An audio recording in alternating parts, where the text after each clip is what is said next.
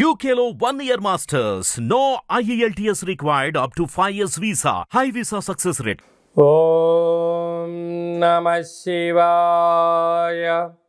ఓం నమో నారాయణాయ.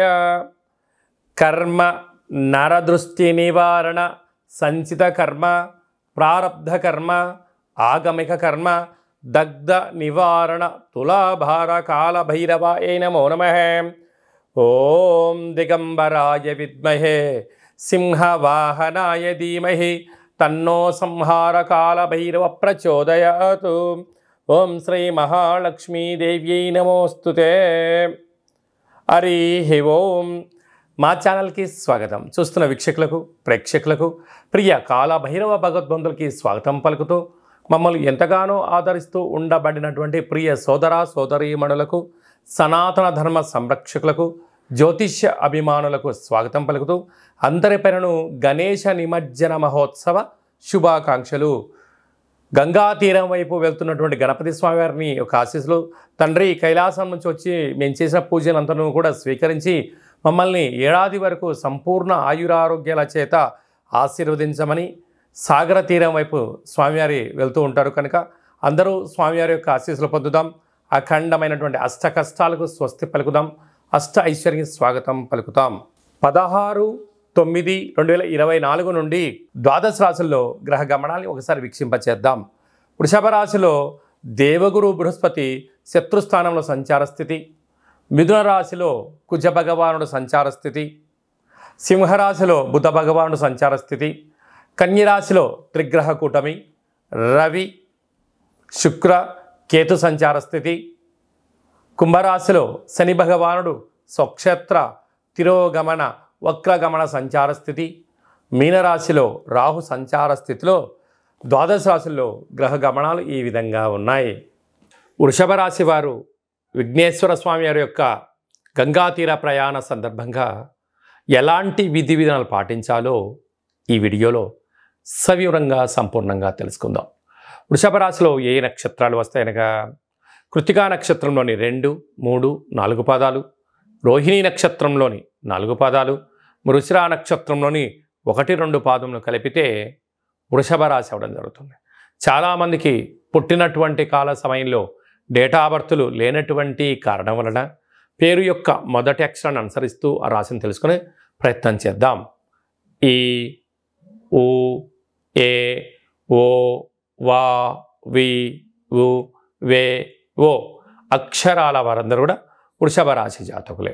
వృషభ రాశి యొక్క అధిపతి శుక్ర భగవానుడు కనుక రాశిలోనే దేవగురు బృహస్పతి శత్రుస్థానంలో సంచారము చేయడం వలన ఈ గణేశ సాగరం వైపు వెళ్తున్న గణపతి స్వామి అందరికీ కూడా వీలైనంత వరకు బొబ్బర్లతో కూడుకున్నటువంటి పదార్థాన్ని ఏర్పాటు చేయడం, వడలను దేవుడికి నైవేద్యంగా ఏర్పాటు చేయడం, ఒక 16 ప్రమిదలుగా ఈ బొబ్బర్ల పిండిని ముద్దగా చేసి ప్రమిదలుగా చేసి 21 ఒత్తులను పెట్టి గణపతి స్వామికి హారతినిచ్చి ఆ హారతిని కళ్ళకు అద్దుకోవడం వలన వృషభ రాశి వారికి విపరీతమైన ధనయోగం కనకయోగం కలుగుతుంది, ఆనంద సిద్ధి మంత్రసిద్ధి కలుగుతుందని చెప్పి గమనించాలి.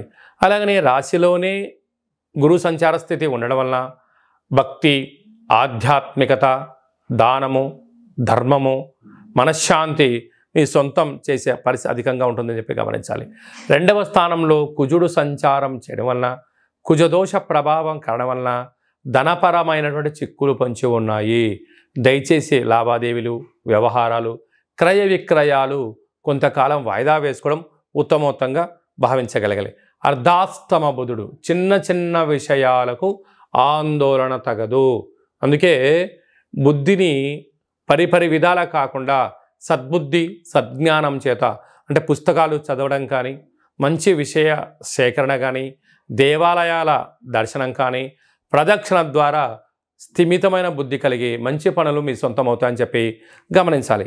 సంతాన స్థానంలో త్రిగ్రహ కూటమి రవి శుక్ర కేతు సంచార స్థితి ఉండడం వలన నూతనంగా వివాహమైన వారికి పుత్రిక సంతాన స్థితి, పిల్లల యొక్క చదువులు, పిల్లల యొక్క అభివృద్ధి వారి సొంతం అవుతుందని చెప్పి గమనించాలి. రాజ్యస్థానంలో శని భగవానుడు స్వక్షేత్రకంగా ఉంటూ వక్రగమన తిరోగమన సంచార స్థితి ఉన్నప్పుడు ఉద్యోగంలో మార్పులు, ఆటంకాలు, పై అధికారులతో సలహాలు, సూచనలు మంచివి అయినప్పుడు స్వీకరించండి, లేదంటే వినే ప్రయత్నం చేయండి. వినలేదా ఉండే ఉద్యోగం పోతుంది. గృహ మార్పు, ఉద్యోగ మార్పు వచ్చే అవకాశాలు చాలా అధికంగా ఉన్నాయని చెప్పి గమనించాలి.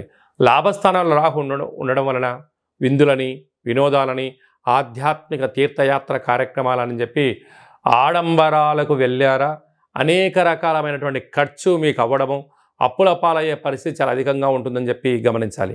అలాగనే హోటల్ వ్యాపారస్తులు, స్వయం వృత్తులు, సేవా రంగాలు, సాఫ్ట్వేర్ వారు, గృహ భవన నిర్మాణ కార్యక్రమం చేసేవారు, వ్యవసాయ సోదరీమణులు వీరందరికీ కూడా వీలైనంత వరకు మౌనం, ధ్యానం, దానం మంచిదని చెప్పి మీరు గమనించగలగాలి.